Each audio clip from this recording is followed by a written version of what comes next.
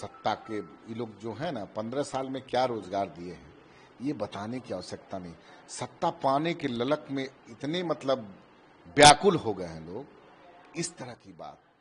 अरे भाई, रोजगार देना प्राथमिकता है सरकार की, लेकिन इस तरह से बात करें हर घर को रोजगार देंगे आप, कहां से कैसे कर देंगे, क्या है उसका मानक, एकदम नियम बना देंगे, योग्यता कोई नहीं चाहिए उसमें, पढ़ाई लिखाई स्कूल कॉलेज बंद कर देंगे जब हर घर को रोजगार आप देने की बात करते। ये व्यवस्थाएं चौपट करने का, ये मतलब इस तरह का प्रलोभन देना जो सीधा ये असंभव है। मतलब लोगों को लालच देना, लोगों को भ्रम फैलाना, झूठ की खेती करना, ये जनता इतनी अब बुर्बक नहीं है। आज 21वीं सदी चल रहा है। अरे भाई, 2015 साल के राज में आपने क्या किया है? आपका ही परिवार है, एक ऐसा हिंदुस्तान का परिवार है, जब आपके पिता रेल मंत्री थे तो आप क्या किए? नौकरी के बदले जमीन लिखवाने का काम किए। ये छुपने की चीज है। ये देखिए, ये मतलब सत्ता पाने के लिए कुछ भी। अरे ये लोग नहीं, ये लोग कुछ ये भी कह सकते हैं कि हर घर, मतलब रावण जैसे बोला था ना कि सोने का महल बनाएंगे। ये अहंकारी लोग हैं, ये सत्ता के लालच में इतने अंधे हो गए हैं कि ये बोलेंगे सबका घर सोने का महल बनवाएंगे। ये लोग सिर्फ इनका लालच बोल रहा है, सत्ता पाने की व्याकुलता। अरे जनता ने रिजेक्ट कर दिया है। काम बोलिए जो जो पॉसिबल हो बोलिए। अब इतना लालच में अंधे मत हो जाए कि आप कुछ भी बोल देंगे। तो देखिए, ये व्याकुलता है और ये लोग समाप्त होने जा रहे हैं। मैं आपको स्पष्ट रूप से बता दूं कि ये इस बार जो अभी 2025 का जो चुनाव आएगा, इस चुनाव में ये लोग समाप्त हो जाएंगे। इनको नेता प्रतिपक्ष भी बनाने लायक नहीं रहेंगे। इसलिए जनता जानती है भाई, अब वही दिन आने वाला है क्या कि आप मुरेठा मान लीजिए, तेल पिलावन, लाठी घुमावन, ये कोई भूला है? आज भी थोड़ा सा भी हनक आ जाती है इन लोगों की तो क्या होता है? कोई किसी का सब्जी बचेगा खेत में? खर खराई, क्या बिहार का हालत था, किसी से छुपा नहीं है। तो मैं इस सब बात पर क्या बयान दूं, हास्यास्पद है। इलेक्शन कमीशन ऑफ बिहार ने ट्वीट किया है। ट्वीट के माध्यम से उन्होंने बताया है कि अभी तक ऐसी कोई कंप्लेन हमारे पास दर्ज नहीं हुई है जिसमें या तो वोट कटे हैं या फिर किसी के वोट एड ऑन हो गए। देखिए, ये तो हम लोग तो पहले से कहते आ रहे हैं। देखिए, अब सब जगह सुविधाएं थी।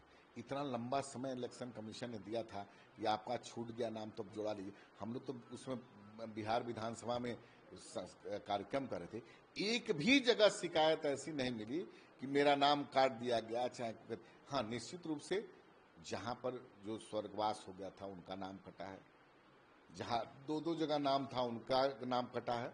तो ये सब अफवाह फैलाने वाले लोग हैं। आए और एक बड़ा बम कौन खोलेंगे, अब फुसफुसिया बम हो गया।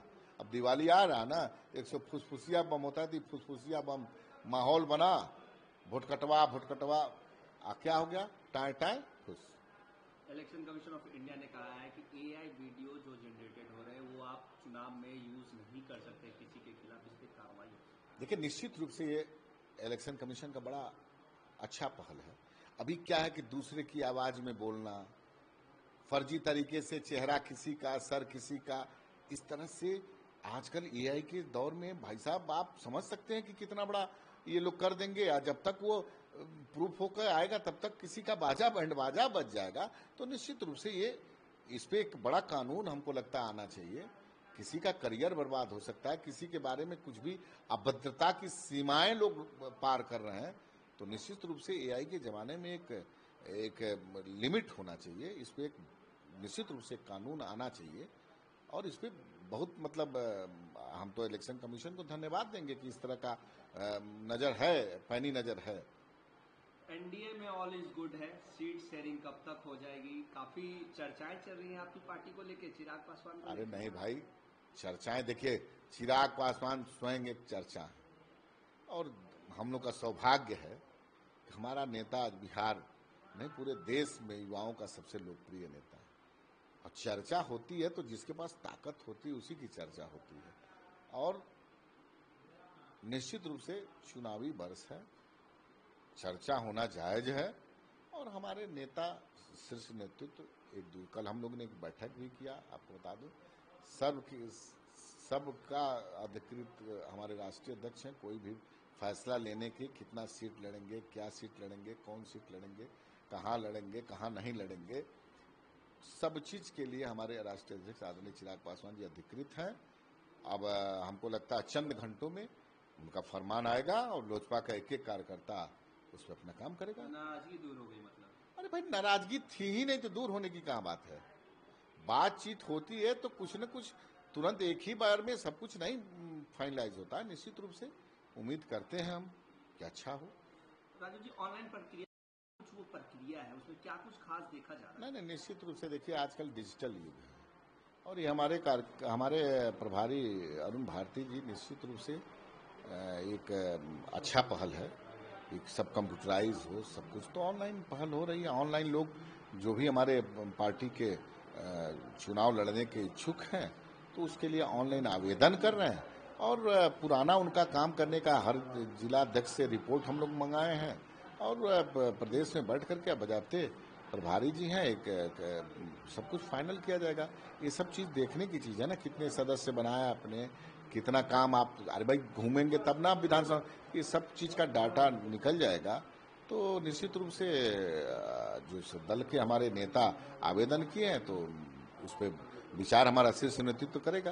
राजू तिवारी कहाँ से चुनाव लड़ने जा रहे हैं? जहाँ से मेरे नेता का आदेश होगा, चुनाव जो आदेश होगा।